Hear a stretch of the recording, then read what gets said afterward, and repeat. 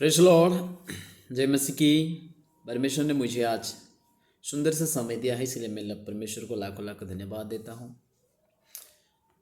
मेरे दोस्तों, आज के दिन में हम कुछ वचन से बात करेंगे जो कि एक जरूरी वचन है। आज का टॉपिक है कि परमेश्वर चाहता है मेरी संतान मुझे पुकारे।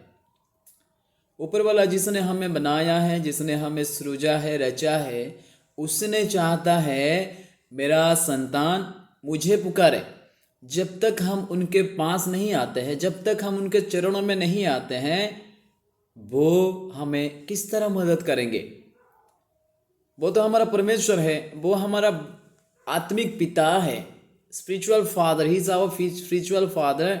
लेकिन जब तक हम उनके पास नहीं आते हैं, जब तक हम उनको नहीं पुकारते हैं, जब तक हम उनके पास आकर हमारा जो भी डेली नीडेड चीज़ें हो, चाहे हमारे लाइफ में जो सारे चीज़ों का आवश्यकता होता है, अगर उसी चीज़ों के लिए अगर हम परमेश्वर के पास नहीं आते हैं तो परमेश्वर हमें किस तरह देगा? वचन में लिखा है, मांगो तो तुम्हें मिलेगा, तुम्हें दिया जाएगा, ढूंढो तो तुम पाओगे, खटखटाओ तो तुम्हारे लिए द्वार खोला जाएगा। जब तक हम अगर किसी घर के अंदर जाना है तो हमको क्या है? फर्स्ट ऑफ ऑल खटखटाना है।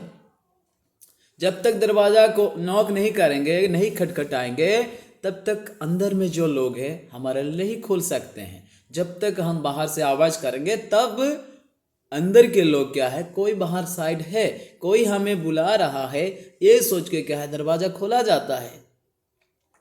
अगर कुछ चीजें खो जाता है, अगर हम ढूंढते हैं तब पाते हैं। मेरे प्यारों, बिना ढूंढे हुए किस तरह पाएंगे?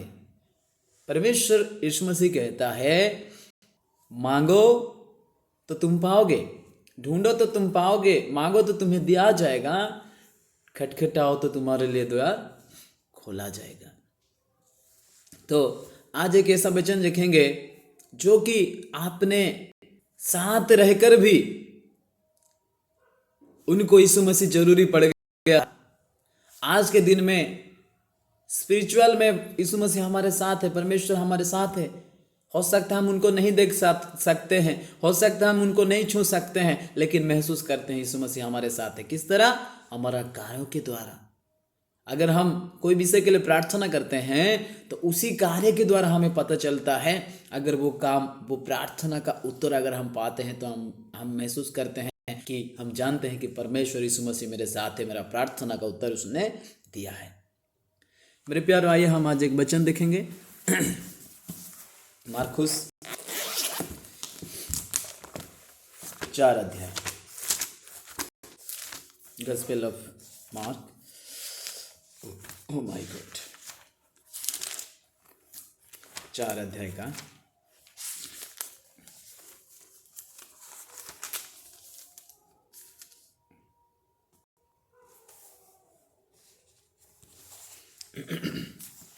35 आयत से लेकर हम लोग पढ़ेंगे।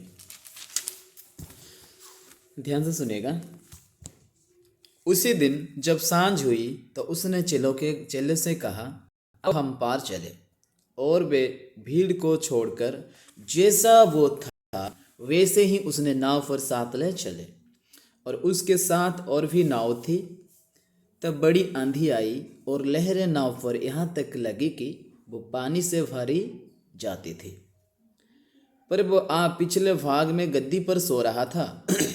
तब उन्होंने उसे जगाकर उससे कहा, हे गुरु, क्या तुझे चिंता नहीं कि हम नष्ट हुए जाते हैं? तब उसने उठकर आंधी को डांटा और पानी से कहा, शांत रह, थम जा। और आंधी थम गई और बड़ा चैन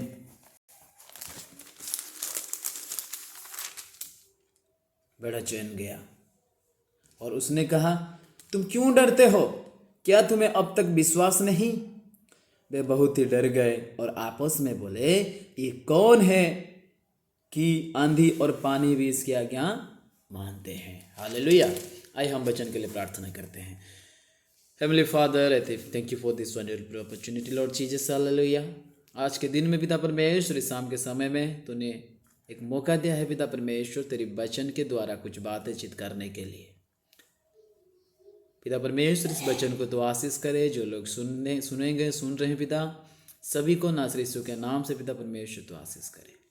प्रार्थना सुना है, चल आपको धन्यवाद देते इस वचन को, आज के कार्यक्रम को तेरे हाथों में समर्पित करते हुए प्रार्थना यीशु के नाम से मांगते हैं, सुन और ग्रहण कर, आमीन। मेरे प्यारो, हम यहाँ पे देख रहे थे जब यीशु मसीह जगत में था तो यीशु मसीह का सुसमाचार जो कि ऊपर से आया था, स्वर्ग को छोड़कर जगत में आया। क्यों आया? पापियों को पाप से बचाने के लिए, पापियों को छुटकारा देने के लिए,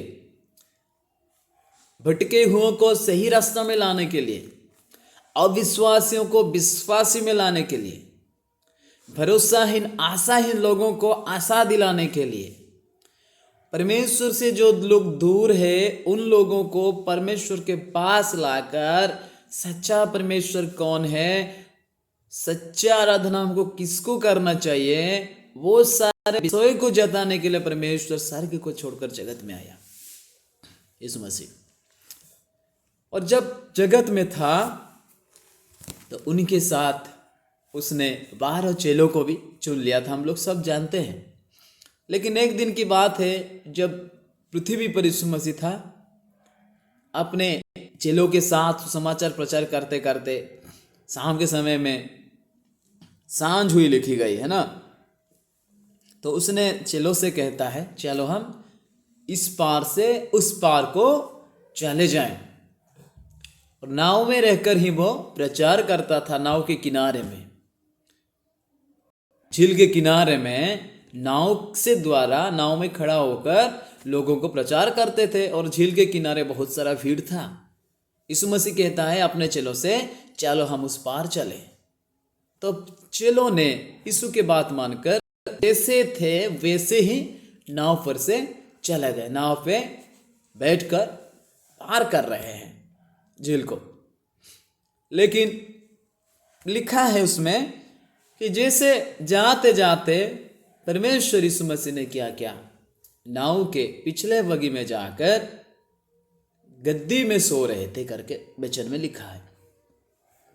उसी समय एक अंधी आता है, तूफान आता है और बहुत बड़ा आंधी आता है, जिसकी वजह से समुद्र का पानी का लहर क्या है, नाव पर आ जाता है, नाव को टकराता है, नाव पर घात करता है।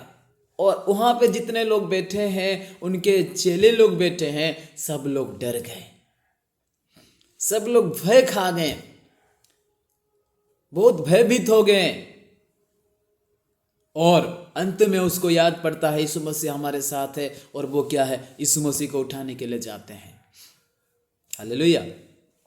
मेरे प्यारो, जब वो यीशु मसीह के पास जाकर उठाते हैं, हे गुरु, हे प्रभु, हम मरने पर है और आप सो रहे हैं, हमें बचाओ।